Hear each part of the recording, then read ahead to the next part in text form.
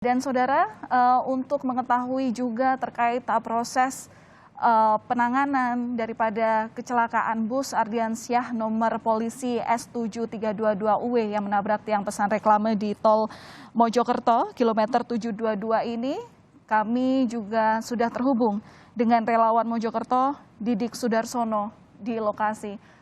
Selamat siang Pak Didi, jadi terima kasih sebelumnya sudah menjadi relawan untuk kemudian membantu para korban untuk mendapatkan penanganan medis secara cepat saat ini. Pak Didi, saya Valentina ingin menanyakan kepada Anda, mungkin seperti apa Pak kondisi tadi ketika Anda turut menyelamatkan para korban dari tempat kecelakaan hingga sampai di rumah sakit? Ya, Mbak, selamat siang. Salam hormat untuk semuanya dan turut prihatin ya dengan kejadian pada hari ini. Jadi kebetulan ketika waktu itu kami ditelepon untuk dimintai bantuan ambulan untuk melaksanakan proses evakuasi yang ada kejadian kecelakaan di Mojokerto, yaitu arah Jombang menuju ke Surabaya, tepatnya di KM 712. Untuk kejadian, Mbak, jadi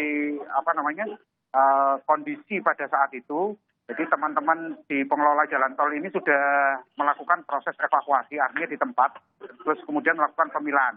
Untuk kondisi korban yang kami dahulukan adalah kondisi korban yang mempunyai kesempatan hidup atau yang hidup.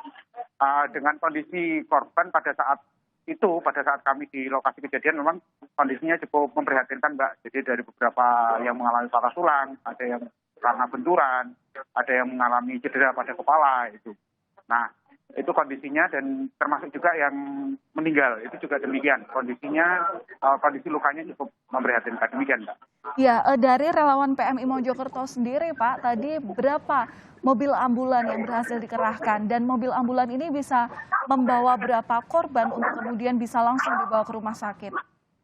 Ya, jadi kebetulan kami kerjasama dengan ambulan PMI kota. Jadi di Mojokerto ini ada dua PMI, ada kabupaten dan kota. Kebetulan kalau saya sendiri dari PMI Kabupaten Mojokerto, satu unit ambulan yang kami kerahkan. Kemudian dari PMI kota ada 2 unit ambulan. Terus kemudian dari potensi relawan yang lain juga ada, dari dinas terkait, rumah sakit, itu juga dikerahkan di lokasi kejadian.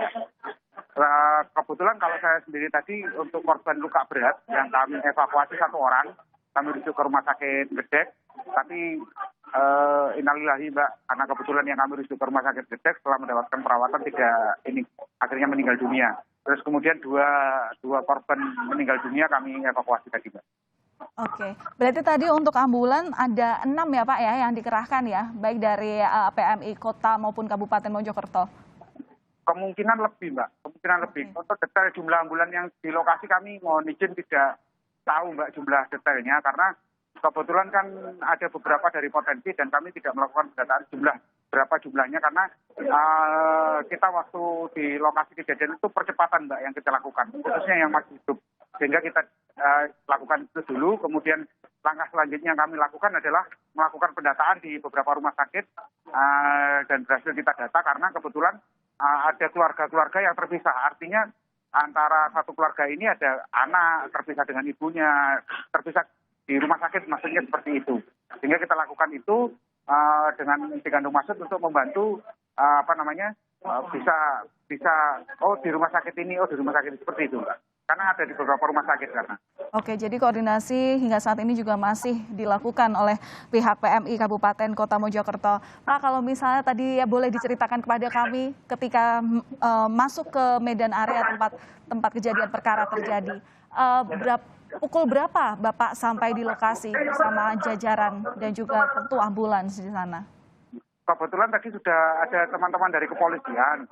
Khususnya pada saat awal itu adalah yang respon adalah teman-teman dari jasa tol ya, dari pengelola tol ya. Itu melakukan evakuasi karena informasi awal itu tidak ada korban jiwa. Jadi ada kecelakaan tunggal, korban material, informasinya seperti itu.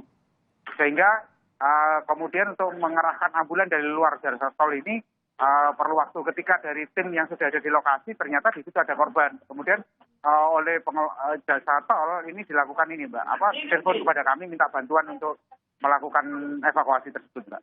Oke, berapa lama rentang waktu yang diterima Bapak saat konfirmasi yang pertama tidak ada korban jiwa hingga akhirnya membutuhkan pertolongan, dan berapa lama jarak Bapak ketika menuju ke tempat kejadian perkara ini?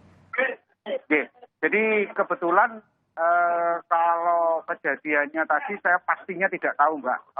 Terus telepon yang kami terima juga izin, kami belum lihat HP, untuk tepatnya kurang lebih jam 7 lebih sekian lah. Terus kemudian sampai di lokasi kurang lebih ya sekitar 10-15 menit.